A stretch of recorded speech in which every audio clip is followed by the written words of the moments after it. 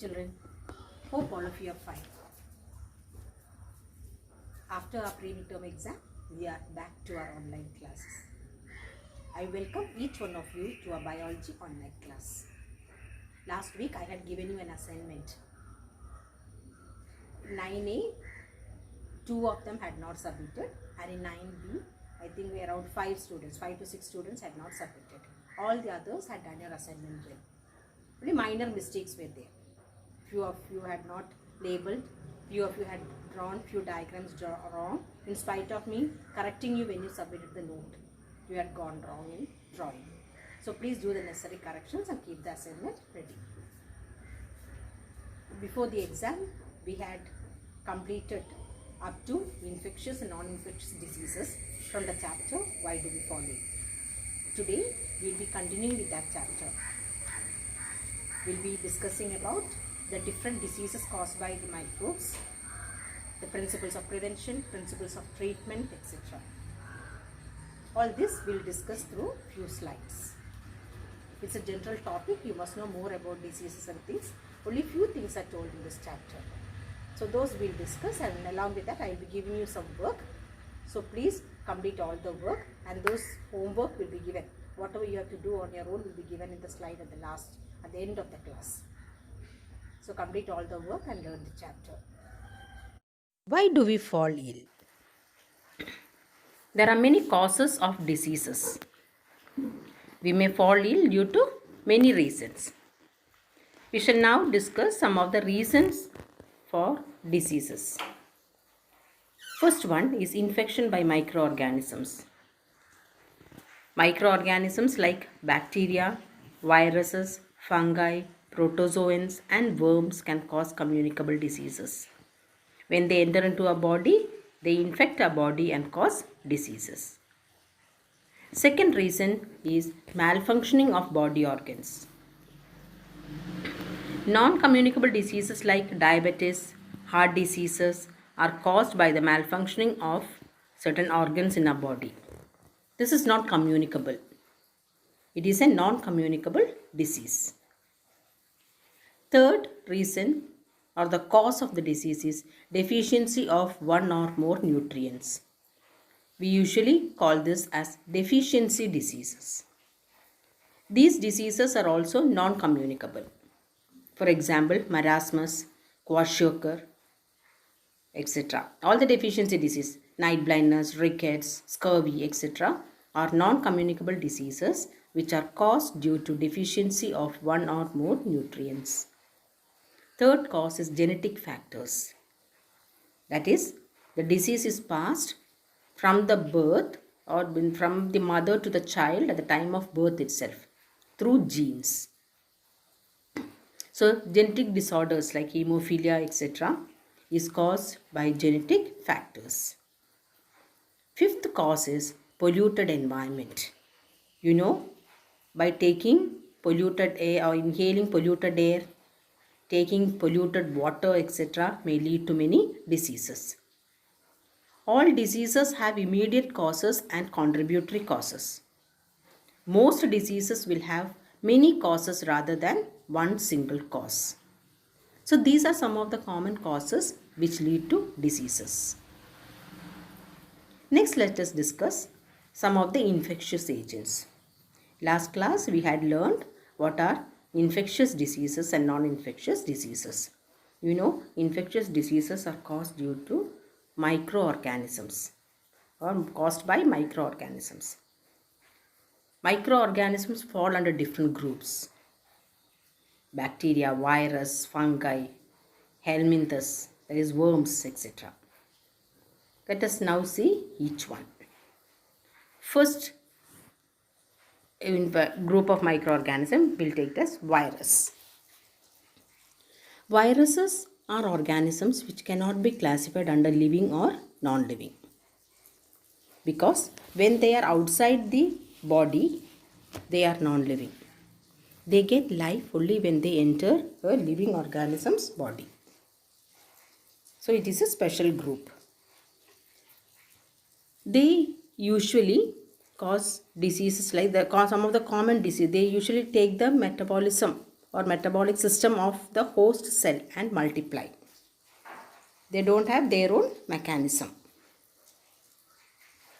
Some of the common diseases caused by viruses are common cold, influenza, dengue fever, AIDS, measles, mumps, polio, smallpox, chickenpox, etc. Dear children, please note down all this in your notebook. All the slides given in this chapter, today's class, you have to copy it in your biology note. Only then you will know what are the things that you should learn. Because in the textbook it is given, lot of things are given. You may not be able to understand what all things you have to concentrate more. So these slides what I have given here, please copy down all the slides so that it will be easy for you to study.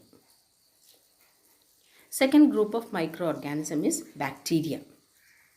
They are unicellular prokaryotic microorganisms. They reproduce very quickly. Some common diseases caused by bacteria are typhoid, cholera, tuberculosis, anthrax, diphtheria, tetanus, etc. Next is fungi. Fungi also cause diseases. They cause ringworms, athlete's foot, and other skin infections. Next is protozoans. Protozoans are microscopic unicellular eukaryotic organisms. They can reproduce on their own. Some of the common diseases caused by protozoa are malaria, Kala Azar, etc. Helminths also causes diseases. They are worms. Actually, helminths means they are worms. They cause diseases like tetaniasis, ascariasis, and elephantiasis. Next, let us see what is the means of spread. How do diseases spread from an infected person to a healthy person? Diseases or the infectious diseases especially spread from an infected person to a healthy person through air, through water, through sexual contact, and through vectors. Let us see which are the diseases that spread through air. Airborne diseases are common cold, pneumonia, tuberculosis, etc. Such disease-causing microbes are spread through air. This occurs through little droplets thrown out by an infected person who sneezes or coughs. Someone standing close by can breathe in these droplets and the microbes get a chance to start a new infection into the healthy person's body. Second is through water. Waterborne diseases such as cholera, typhoid, diarrhea, etc.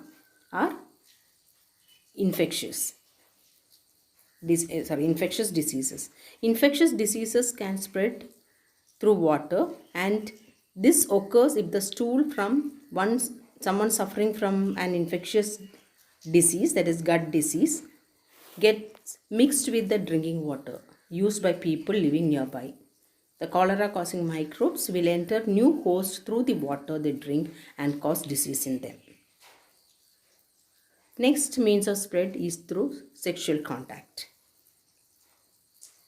Sexually transmitted diseases such as syphilis, AIDS, warts, gonorrhea, there are so many diseases. I have mentioned 2 of the diseases here. So all these diseases are transferred from an infected person to a healthy person through sexual contact. The pathogens of both the diseases or this disease are transmitted from one partner to the other. Such sexually transmitted diseases are not spread by casual physical contact. Casual physical contact includes handshakes, hugs, etc. Next spread is through vectors. Vectors are organisms which carry the pathogen or disease causing microbe. Common vectors are mosquitoes, flies, etc. Some of the diseases spread through vectors are malaria, dengue, fever, etc., which is common to you. It is common among us. Malaria was not there, but now it is being reported. Malaria, the vector which carries malarial parasite Plasmodium is female Anopheles mosquito, and the vector of dengue virus is Aedes mosquito. Now let us discuss the organ specific and tissue specific manifestations. That means, depending upon the organ through which the microbe enters into the body, the tissue that it will attack will also vary. Clear? So, according to the organ through which the microbe is entering into the body, the part of the body or the tissue that the microbe attacks will also vary. For example, if the microbe enter a body from air through the nose, it is likely to go to the lungs. If they enter through the mouth, they enter the gut lining. Hope it is very clear here. Because if it is entering through the nose, it is likely to attack your respiratory system, respiratory tract, lungs, etc. If it is entering through the mouth, the part which it attacks is the intestinal tract, the stomach and the intestine. Malaria causing protozoan, that is Plasmodium, enters the human body through the mosquito bite. Then it goes to the liver and attacks the red blood cells.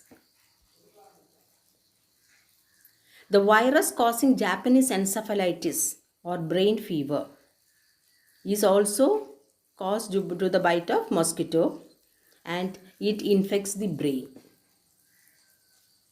The signs and symptoms of a disease depends on the tissue or organ where the microbe enters. The organ or the tissue which is attacked by the microbe depends upon through which organ it is entering into a body. Second, the signs and symptoms of a disease will vary depending upon which organ or the tissue the microbe has attacked. If it enters the lungs, the symptoms will be cough and breathlessness. If liver is the organ, then jaundice will result. If the brain is the target, symptoms will be headache, vomiting, fits and unconsciousness. Now let us discuss the principles of treatment. We can treat a disease by two ways. If a person falls sick, doctors will treat the disease in two ways. One, medicines are given to reduce the effects of the disease. And two, medicines are given to kill the cause of the disease, that is the microbe. Clear? So we can treat a disease in two ways. There are two ways of treatment. One, to reduce the effect, or the medicines are given to reduce the effect of the disease. And two, medicines are given to kill the microbe that causes the disease. For the first approach, that is to reduce the effect of the disease, it depends, for the first approach, depending on the symptoms, we take medicine to reduce fever. For example, if we have diarrhea, we will have severe loose motion. Any type of fever, when you have, the main symptom maybe you have severe headache, body pain, etc. and high temperature. So first medicine is given to reduce the effect. So by taking this medicine, we may be relieved from the pain, or we may stop the loose motion, etc. depending upon the case. And we should take rest to conserve energy. But this first approach, by reducing the effects, we will not be able to get relief from the disease fully. Why? Because the main cause of the disease is the microbe that has entered into the body. So second, we have to take medicine to recover fully. Clear? So in order to recover fully, what should we do? it is essential that medicines specific to the disease causing microbes are taken. For example, treating of bacterial diseases, medicines or antibiotics that block the bacterial synthesis without affecting our own have to be taken by the patient. Clear? Usually these bacteria, they have their own biochemical pathway. Okay? They will not use our pathway. They have their own mechanism to build up their cell. For example, bacteria have cell wall. They use substances by a mechanism different from used by us. So we have to find a drug that blocks the bacterial synthesis pathway without affecting our own.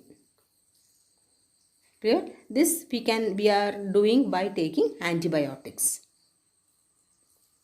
Antibiotics will block, for example, penicillin. They will block the biochemical pathway which bacteria use for synthesizing their cell wall, for building up their cell wall. Clear? So, when we take medicine, it will destroy. Once the cell wall is not built up, the bacteria will not be able to survive.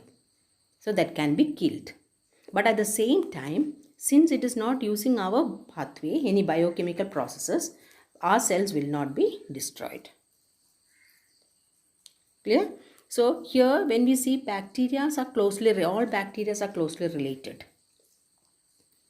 So this means that many important life processes are similar in the bacteria group but are not shared with the virus group. As a result, the drugs that we take or the drugs that block one of these life processes in one member of the group is likely to be effective against many other members of the group. That is why if we are taking antibiotics for a particular disease, we may be protected from the attack of some other disease causing bacteria for some time. Hope it is clear. Most of the bacteria have a lot of things in taxonomically, most of them are closely related. So if we are taking medicines to cure one bacterial infection, that may have effect on the bacteria which cause some other disease also. So we may not fall sick fast. Clear? So, but this will not be applicable for viruses because viruses do not use these pathways at all, and that is the reason why antibiotics do not work against viral infections. If we have a common cold, taking antibiotics does not reduce the severity or the duration of the disease.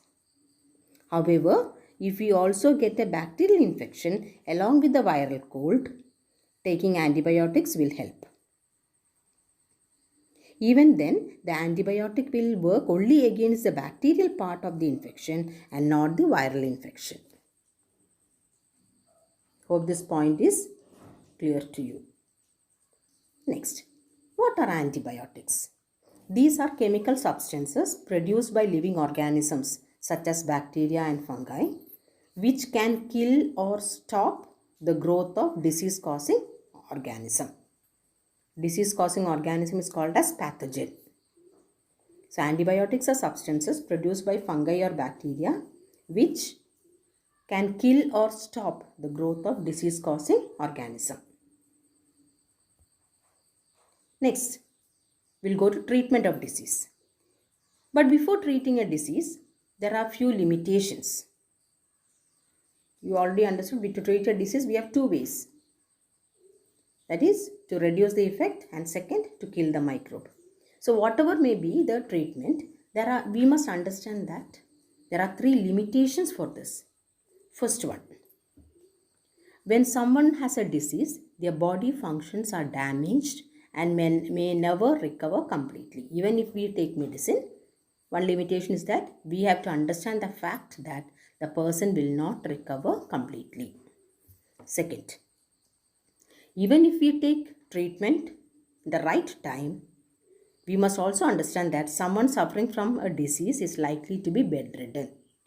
The person may be in bed for few months or maybe for a year or two, and later he or she may recover. But we have to understand this fact. And third limitation is that a person suffering from an infectious disease can serve as the source from where the infection may spread to other people in the community. So even if you go for treatment, these are some of the limitations for treatment. Next, we can learn what are the principles of prevention.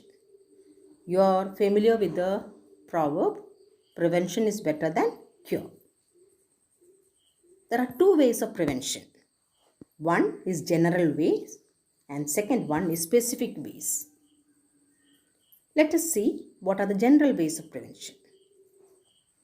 This is related to preventing exposure. If we prevent ourselves from the exposure to microbes, we can protect ourselves from diseases. Public hygiene and personal hygiene is very important to the prevention of infectious diseases, especially the public hygiene. For airborne diseases, the diseases come to enter into our body through air, water, and vectors. Here, depending upon the ways how it is entering into the body, we can take precautionary measures. So, if it is an airborne disease, we have to avoid overcrowding. That is, we must prevent exposure by providing proper living conditions that are not overcrowded. If it is a waterborne microbe, we can prevent by providing safe drinking water. The wells in the locality has to be chlorinated. We must also ensure that people are drinking boiled water. So waterborne microbes can be prevented. Next is vector-borne microbes. If a disease is spreading through vectors, the preventive measure is to provide clean environment. We must see that we don't provide any places for breeding or the places which allow mosquito breeding or the breeding of flies. So by providing a clean environment, hygienic environment, we can prevent vector-borne diseases. Next, second way is specific ways. Specific ways of prevention. You all know specifically we can prevent diseases by developing our immunity. What is immunity? The resistance power of a body to withstand diseases or withstand the attack of microbe is called as immunity. Naturally, each one of us have a specific immunity. We have immunity. This immunity is developed by taking good nutritious food item and exposure of a body to different microbes. So we will develop a self-immunity. The person who is not having immunity will often fall sick. So in that case, doctors give artificial immunity. Doctors will ask us to take, or usually normally children are given vaccination. You are familiar with this term. So by providing artificial immunity through vaccination, we can prevent ourselves from getting many serious diseases. Many serious diseases are being prevented by or through immunization programs. Let us see some of the common vaccines. Some of the common vaccines which all of us have taken is DPT vaccine, BCG vaccine, polio vaccine, TT vaccine, MMR vaccine, etc. Here I have given the name of the vaccine. It is your work to write the disease against which these vaccines are given. Just find out. DPT vaccine, against which disease is it taken? Same way BCG, polio, TT and MMR. So fill this answers. Write in your notebook and write against which disease it is given. Next, What is immunization? It is the production of immunity in an individual by artificial means. You would have heard about polio immunization program. Here, the immunity is created among the children by artificially injecting, or this oral vaccine is given. For polio, oral vaccine is orally given. Vaccine is orally given. So this, by giving vaccines twice in a year to children up to 5 years, we can ensure that this particular virus causing polio is eradicated. So in order to eradicate a particular disease causing microbe, immunization programs are taken. One familiar immunization program is polio immunization program, which all of you have experienced it. All of you would have taken that. Vaccination. What is vaccination? It is the inoculation or injection of vaccine in a body of healthy person in order to develop immunity against a particular disease. If I have to resist my body against polio, I have to take polio vaccine. Now you are familiar with the COVID-19.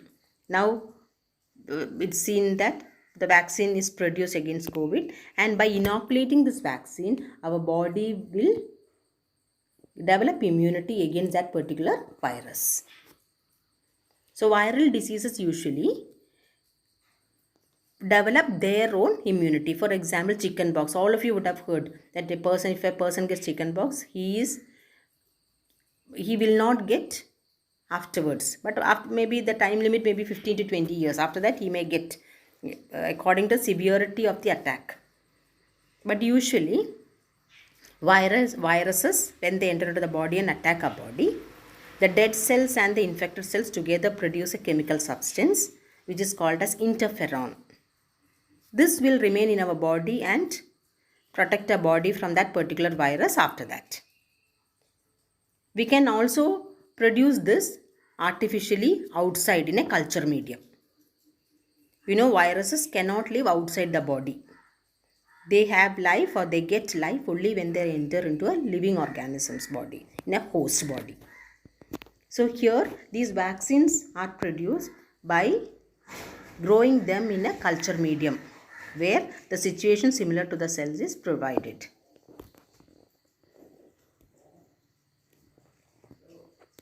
Next is vaccine. It is a suspension of disease-producing microbe which is modified by killing, so that the suspension will not cause disease, but on entering body initiates immune system to produce antibodies against particular disease. So vaccine is a dilute solution containing the microbe in the dead or alive form, which when injected produces immunity against a particular disease.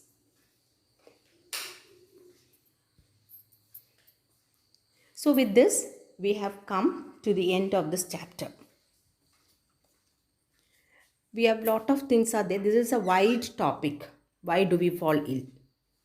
Few things related to the reasons for falling ill, the methods of prevention, the methods of treatment, etc. we have discussed. But that is not the end of all. There are so many things. It is an endless topic. Day by day, we come across new diseases, new microbes. So it is our duty to update. Okay, now I have told you only a few things related to diseases. You may read the recent things, or read about the diseases and the microbes. It's very interesting. So it is an open-ended topic. You may update your knowledge. With this, we have come to the end of this chapter. You may do the exercises in the text, and I will also be giving you few questions. Please answer to those questions in the biology note.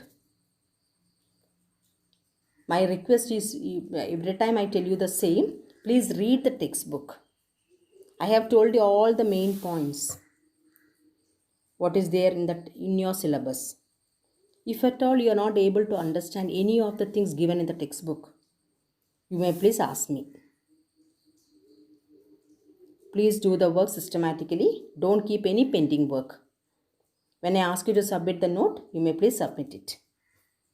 Thank you.